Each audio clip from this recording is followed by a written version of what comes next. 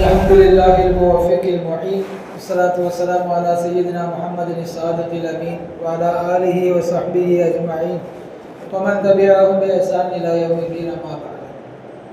அளவற்ற அருளாளனும் நிகரற்ற அன்புடையவனுமாகிய எல்லாம் வல்ல அல்லாஹ்வின் திருநாமம் உச்சரித்து என் சிற்றுரையை துவக்கம் செய்கிறேன். உலகில் உண்டாகும் சர்வ புகழ் அனைத்தும் அல்லாஹ் ஒருவனை சேரட்டுமாக. அவனது சாந்தியும் சமாதானமும் கருணையும் ஈடேற்றமும் அகிலத்தின் அன்புடையாய் வந்துதித்த அண்ணலம் பெருமான் ரசூலுல்லாஹி ஸல்லல்லாஹு அலைஹி வஸல்லம் அன்னவர்கள் மீது, அன்னாரின் வழி நடந்த உத்தம சத்திய சஹாபாக்கள், தாபிஈன்கள், தபாஉ தாபிஈன்கள், நாதாக்கள், நல்லவர்கள், அவுலியாக்கள், குறிப்பாக இங்கு ஒன்று சேர்ந்திருக்கக்கூடிய நம் அனைவர் மீதும் அனைவர் குடும்பத்தார் மீதும் நிறைவாக நிலவட்டுமாக. ஆமீன். அன்பிற்குரிய சகோதரர்களே, அல்லாஹ்வின் பேரருளால் 18 தராவீகள், அதில் 23 ஜுஸுக்கள் ஓதப்பட்டிருக்கின்றன. இதனால் வரை நாம் செய்திருக்கக்கூடிய எல்லா அமல்களையும் அல்லாஹ் தஆலா ஏற்றருள்வானாக. மீதம் உண்டான நாட்களிலேயும் நிறைவான அமல்கள் செய்வதற்குரிய தௌஃபீக்கை தருவானாக. அன்பிற்குரியவர்களே, இன்றைக்கு ஓதிய ஜுஸுவில் நபிமார்களின் வரலாறுகளை நிரம்ப அல்லாஹ் சொல்கிறான். அதில் ஒரு இடத்தில் நபி சுலைமான் அலைஹிஸ்ஸலாத்து வஸ்ஸலாம் அவர்கள் செய்த துஆவை அல்லாஹ் சொல்கிறான். ரப்பி ஹப்லி முல்கன் லா யம்பகி லி அஹதி மின் பஅதி. அல்லாஹ்வே, எனக்கு ஆட்சி அதிகாரத்தை கொடு, எனக்கு பிறகு அந்த அளவிற்கு பிரம்மாண்டமான ஆட்சி அதிகாரத்தை நீ யாருக்குமே கொடுக்கக்கூடாது, அப்படி ஒரு ஆட்சி அதிகாரத்தை எனக்கு கொடு என்று கேட்டார்கள்.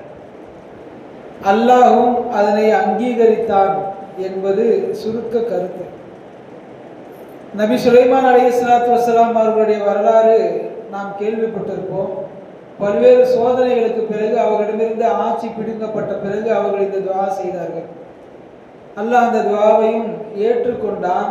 ஆட்சி அதிகாரத்தை கொடுத்ததோடு அல்லாமல் அவர்களுக்கு காற்றை வசப்படுத்தி கொடுத்தான், ஜின்களை வசப்படுத்தி கொடுத்தான். அவர்கள் நினைத்தால் அந்த ஆற்றலை அடுத்தவர்களுக்கும் கொடுக்க முடியும் என்ற ஆற்றலையும் அல்லாஹ் கொடுத்தான். கடைசியில் தன்பால் உள்ள நெருக்கத்தையும் சொர்க்கத்தையும் அவர்களுக்கு நற்செய்தியாக கொடுத்தான். துஆ கேட்கும் வழமை என்பது அடியார்களுக்கு மிக மிக முக்கியமானது. நபி சுலைமான் அலைஹிஸ்ஸலாம் அவர்களுடைய இந்த பிரார்த்தனையை அல்லாஹ் ஏற்றுக்கொண்டதற்கு பிறகு துஆ செய்வதனுடைய ஒழுங்குமுறைகளை பற்றி தஃப்சீர்களிலே எழுதுகிற போது, துஆ செய்யும் பொழுது 20 அம்சங்களை கவனிக்க வேண்டும் என்று நீண்ட தொடர் எழுதுகிறார். அதில் மிக முக்கியமானவை ஒரு 6 விஷயங்களை நாம் கவனத்தில் கொள்ள வேண்டும். அதிகம் துஆ செய்பவர்களாக நாம் இருக்க வேண்டும். துஆ செய்யும் பொழுது 6 விஷயங்களை மனதில் கொள்ள வேண்டும், சொல்ல வேண்டும். முதலாவது, துஆ ஆரம்பிக்கிற போது அல்லாஹ்வை புகழ்கின்ற வார்த்தைகளை சொல்ல வேண்டும். நம்ம ஒவ்வொரு துஆ ஓதும் போதும் அல்ஹம்துலில்லாஹி ரப்பில் ஆலமீன், இரண்டாவது என்ன சொல்லுவோம்? அல்லாஹும்ம ஸல்லி அலா சய்யிதினா நபியினா, ஏதாவது ஒரு ஸலவாத்தை சொல்லுவோம். முதலில் ஹம்து என்கிற அல்லாஹ்வை புகழுதல், இரண்டாவது ஸலாத் என்கிற பெருமானார் ஸல்லல்லாஹு அலைஹி வஸல்லம் அவர்களை புகழுதல், மூன்றாவது பாவ மன்னிப்பு கேட்குதல். நமக்கு எத்தனை தேவைகள் வேண்டுமானாலும் இருக்கலாம், ஆனால் முதலில் அல்லாஹ்விடத்தில் நாம் பெற வேண்டியது, கேட்க வேண்டியது பாவ மன்னிப்பு. இது ஒரு விஷயம். அல்லாஹ்வை புகழ்ந்து, நாயகத்தை புகழ்ந்து, பிறகு நம்முடைய பாவ மன்னிப்பு கேட்டுவிட்டு அதற்கு பிறகுதான் அடுத்த தேவைகளை எல்லாம் நாம் கேட்க வேண்டும். இரண்டாவது கவனத்தில் கொள்ள வேண்டியது, நம்முடைய முன்னோர்கள், குடும்பத்தார், உற்றார்களுக்காக நாம் துஆ செய்ய மறக்கக்கூடாது. மௌத்தானவர்கள் என்றால் அவர்களுக்கு செய்ய வேண்டிய துஆக்கள், இருப்பவர்கள் என்றால் அவர்களுக்குரிய துஆக்கள் நாம் செய்ய வேண்டும். மூன்றாவது, நமக்கு கேட்பதை விட அடுத்தவர்களுக்கு அதிகமாக கேட்க வேண்டும். எனக்கு வீட்டை கொடு, எனக்கு கடனை அடைக்கிறதுக்கு சக்தி கொடு, என் வியாபாரத்தில் நல்ல வாடிக்கையாளர்களை கொடு, கேட்கலாம். ஆனால் நம்மை விட நம் மறைவில் இருப்பவர்களிடத்தில் கேட்பதை அல்லாஹ் ரொம்ப பிரியப்படுகிறான். பெருமானார் ஸல்லல்லாஹு அலைஹி வஸல்லம் சொல்கிறார்கள், ஒரு நபிமொழி இப்படி வருகிறது, ஒரு அடியார் அமர்ந்து அடுத்தவர்களின் தேவைக்காக துஆ செய்தால் என்னுடைய சகோதரர், எனக்கு ரொம்ப பிடித்த நண்பர், என்னுடைய சொந்தக்காரர், அல்லது எனக்கு பெருசாக பழக்கம் இல்லை ஆனால் நல்ல மனிதர், அவர்களுக்காக நாம் துவா செய்கிற போது அல்லாஹ் ஒரு மலக்கை ஏற்பாடு செய்து உங்களுக்கும் அதே போன்று கிடைக்கட்டும், உங்களுக்கும் அதே போன்று கிடைக்கட்டும் என்று சொல்லி ஆமீன் சொல்லி கொண்டே இருக்கிறார்கள். அப்போ நமக்கு துவா செஞ்சா நமக்கு கிடைக்கும், மற்றவர்களுக்கு துவா செஞ்சா அவங்களுக்கும் கிடைக்கும், நமக்கும் கிடைக்கும். அவர்களோடு உறவை பேணிய நன்மையும் நமக்கு கிடைக்கும். அதனால இதையும் கவனத்தில் வைத்துக் கொள்ள வேண்டும். ஐந்தாவது,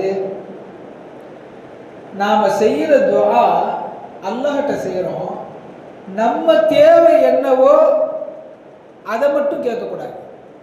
கேட்கறதுல கஞ்சத்தனம் இருக்கக்கூடாது, விசாலமா கேட்கணும்.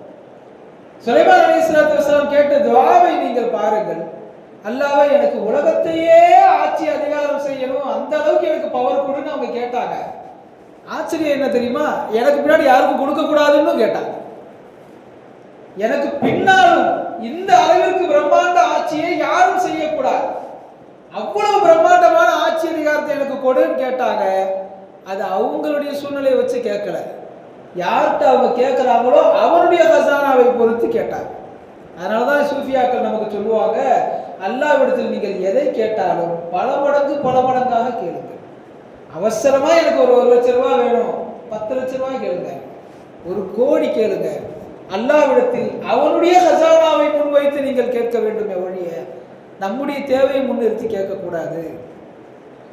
கடைசி 6வது, ஏதாவது ஒரு நல்ல அமல்களை செய்துவிட்டு அல்லது நல்லடியார்களுடைய பெயரை முன்னிறுத்தி அல்லாஹ்விடத்தில் துவா கேட்டால் அந்த துவா வெகு சீக்கிரத்தில் கபூலாகும். பெருமானார் ஸல்லல்லாஹு அலைஹி வஸல்லம் அவர்கள் சொன்ன பல நபிமொழிகள் தொழுது முடித்தவுடன் கேட்கப்படுகிற துவா ஏற்றுக்கொள்ளப்படும் என்று ஒரு நபிமொழியில இருக்கிறது. யாரும் இல்லாத இடத்தில் அடியான் தனித்திருக்க அல்லாஹ்விடத்தில் கேட்கிற துவா ஏற்றுக்கொள்ளப்படும் என்று இருக்கிறது. பயணத்தில் இருக்கும்போது செய்யப்படுகிற துவா ஏற்றுக்கொள்ளப்படும் என்று இருக்கிறது. அநீதி இழைக்கப்பட்டவரின் துவா ஏற்றுக்கொள்ளப்படும் என்று இருக்கிறது. இது மாதிரி எந்தெந்த நேரங்களில் பெருமானார் ஸல்லல்லாஹு அலைஹி வஸல்லம் சொல்லி இருக்கிறார்களோ அந்த நேரங்களில் துவா செய்வது நம்முடைய தேவைகள் நிறைவேற காரணமாக இருக்கும். அதோடு நாம் துவா கேட்கிற போது நல்லடியார்களின் பெயர்களை, நல்ல காரியங்களின் பெயர்களை சொல்லி கூட கேட்கலாம். அதற்கு பெயர் வசீலா என்று சொல்வார். பிரபலமான குகைவாசிகளுடைய சம்பவம் நாம் கேள்விப்பட்டிருப்போம். பெருமானார் ஸல்லல்லாஹு அலைஹி வஸல்லம் சொல்வார்கள், பனு இஸ்ரவேலர்களில் குகைவாசிகளுடைய சம்பவம். 3 நபர்கள் பயணப்பட்டு செல்லுகிற போது ஒரு மலையை கடக்கிற போது தங்குவதற்காக வேண்டி ஒரு குகையில் அவர்கள் ஓய்வெடுக்கிறார்கள். மலை உச்சியில் இருந்து உருண்டு வந்த பாறை ஒன்று அந்த குகையை சரியாக அடைத்துக் கொண்டது. அல்லாஹ்வின் ஏற்பாடு. அவங்களால வெளியே வர முடியல. எந்த அளவுக்கு அவங்க பயந்து போனாங்கன்னா, உள்ள அவங்களுக்கு வெளிச்சமே இல்லையா.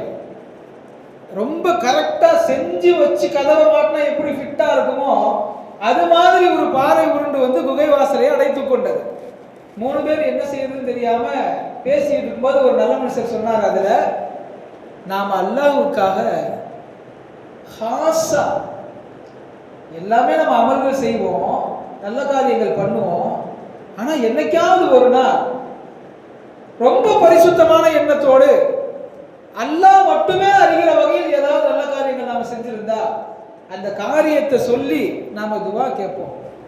ஒருத்தர் துவா கேட்க மீதி 2 பேர் ஆமீன் சொல்லுவோம், அல்லாஹ் நமக்கு இதுல இருந்து நமக்கு ரிலீவ் கொடுப்பான் அப்படின்னு சொல்லி ஒரு ஆலோசனை செஞ்சதுக்கு அப்புறம் ஒருத்தர் கை உயர்த்தி துவா செய்கிறார், அல்லாஹ்வே நான் என்னுடைய சொந்தக்கார பெண்மணி ஒருத்தியை நெருங்கி சென்றேன் தவறு செய்வதற்காக. மிக அழகான பெண் அவர் சொன்னார், இந்த தப்பிலிருந்து என்னை காப்பாற்றுவதற்காக ஒரு பெருந்தொகையை என்னிடத்தில் சொல்லி இந்த அளவு தொகை நீ சம்பாரிச்சுட்டு வந்துட்டா நான் ஆசைக்கு இணங்குறேன்னு சொன்னான். நானும் ஒரு வெறியில போய் சம்பாரிச்சு முடிச்சு கொண்டு வந்து அந்த பெண்ணிட்ட கொடுத்தேன், ஆசைக்கு இணங்க சொன்னேன். அந்த பெண்மணி அதிர்ச்சியாகி கடைசி நேரத்தில் சொன்னார், அல்லாஹ்வின் அடிமையே, அல்லாஹ்வை அஞ்சிக் கொள்ளுங்கள், பாவம் செய்யாதீர்கள் என்று சொன்னார். நான் நினைத்திருந்தால் அந்த இடத்தில் என் பாவத்தை நிறைவேற்றி இருக்க வாய்ப்பு இருந்தது. ஆனால் அல்லாஹ்வை அஞ்சிக்கொள் என்று அந்த பெண் சொன்ன வார்த்தையை காரணம் வைத்து நான் உனக்கு அஞ்சி நான் பாவம் செய்யாமல் விட்டேன். அல்லாஹும்ம இன் குன்த தஅலமு அன்னி ஃபஅல்து ذلك இப்திகா வஜ்ஹிக ஃபஃப்ருஜ் லனா மின்ஹா ஃபுர்ஜத்தன் நரா மின்ஹா ஸமா. அல்லாஹ்வே, இதை நான் உனக்காக மாத்திரமே செய்தேன் என்பதை நிச்சயம் நீ அறிந்திருக்கிறாய். எனவே நாங்கள் வெளிச்சத்தை பார்க்க வேண்டும், திறந்து விடு என்று சொன்னார். பாறை கொஞ்சமா நவுந்தது, வெளிச்சம் தெரியுது, ஆனா ஆள் வெளியே போக முடியல. இடையில இது ஒரு விஷயம் இருக்கு. நம்ம துவா கேட்கிற போது கஞ்சத்தனப்பட்டு கேட்பதோ, வார்த்தைகளை சுருக்கி கேட்கறதோ கூட. அவர் ஃபர்ஸ்ட் துவா கேட்கிற போதே நாங்க வெளியே போற அளவுக்கு திறந்து விடுன்னு கேட்டிருந்தா எல்லாம் திறந்துருப்பான். ஆனா அவர் என்ன வார்த்தையை உபயோகப்படுத்துறாரு? ஃபஃப்ருஜ் லனா மின்ஹா ஃபுர்ஜத்தன் நரா மின்ஹா ஸமா. வானத்தை பார்க்கணும், திறந்து விடு அப்படின்னு கேட்ட உடனே அல்லாஹ் திறந்தான், வானத்தை பார்க்க முடிந்தது, ஆனா ஆள் வெளியே வர முடியல.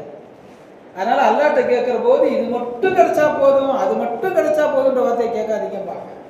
ரெண்டாவது ஒருத்தர் துவா செஞ்சார், என் தாயை நான் கண்ணியப்படுத்துறேன்னு ஒரு நீண்ட சம்பவத்தை சொல்லிட்டு திறந்து கொடுத்தார், இன்னும் கொஞ்சம் நோந்தது.